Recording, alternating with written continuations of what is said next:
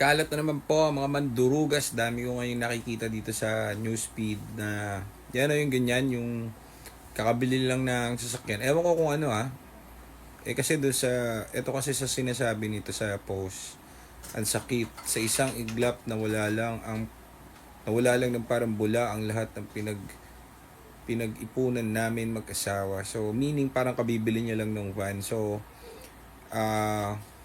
yung mga trepa pips natin buy and sell, nakikita ko pinopost nila to and share. So might as well gawin ko content para maging ang tawag dito, makatulong din dun sa nawalan ng van. So actually maraming ganyan dati pa.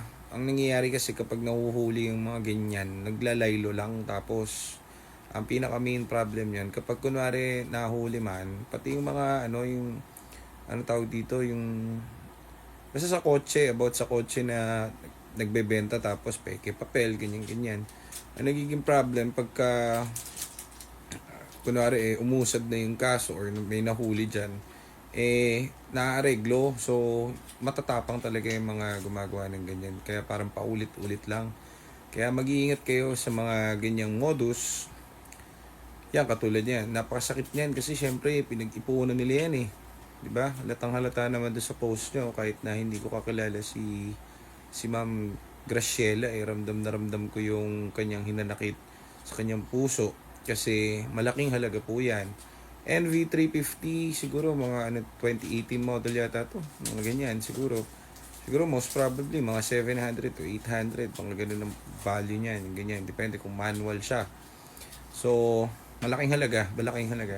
Dati naalala ko na ilang beses ako nagganyan nasa buy and sell car dealer. Malaking halaga din. Pero imbis na magalit ako wala, ganun talaga. Wala ka naman magagawa sa ganyan. Pero ito kasing ginawa dito modus Kumbaga, ang naging modus dito, ito yung magbebenta ng kotse.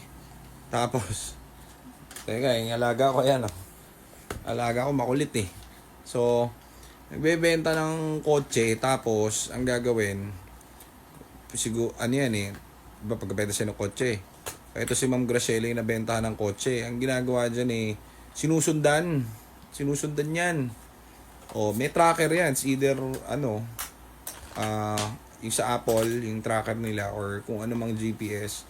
Minsan may na-encounter nga akong ganyan ang nakakabit na GPS dun sa sasakyan Diba kunwari hinahanap nung may nakitang GPS dun sa ilalim ng manibela. Wala nga, may ganyan pala 5 GPS para sureball na matutuntun nung nagbenta yung sasakyan. 'Di ba? Maraming ganyan. So mag-iingat kayo and be wary. Wala naman ako ma-advise sa ganyan kasi talagang kahit anong advice, laging may loophole kapag mandurugas or mga kawatan ang gagawa ng kalukuhan Laging may may laging 2 steps ahead, parang ganun. So wala akong mabibigay na advice yan. Talagang kailangan bumili ka sa legit at alam mong may pangalan na kumbaga matagal nang nagbebenta ng mga sasakyan na quality. Marami naman pong ganun. Marami tayong tropa pips na buy and sell na ganun na maganda ang track record. So yan, kilalanin nyo maigi at busisiin nyo maigi kasi kahit naman anong expert mo, ganyan nga, dami. At daming models na ganyan. So naawa ko dun, kawawa po talaga yan si Ma'am Graciela Maris Garcera, yung nawala ng van. So I hope na mahanap ni Madam at makuha pa ito ulit. Kaso kung ganito kasi ang ginawa, might as well baka peke din yung papel yan kasi kinuha ulit di ba? So parang nangyari na na tawag dito, na double siya. So sana maayos yan at sana kung mayroong mga nakakita o nakakaalam ng van nila ma'am sana pagbigay alam nyo kila ma'am para makatulong tayo. So yun lang muna at ako ay nagbabantay pa.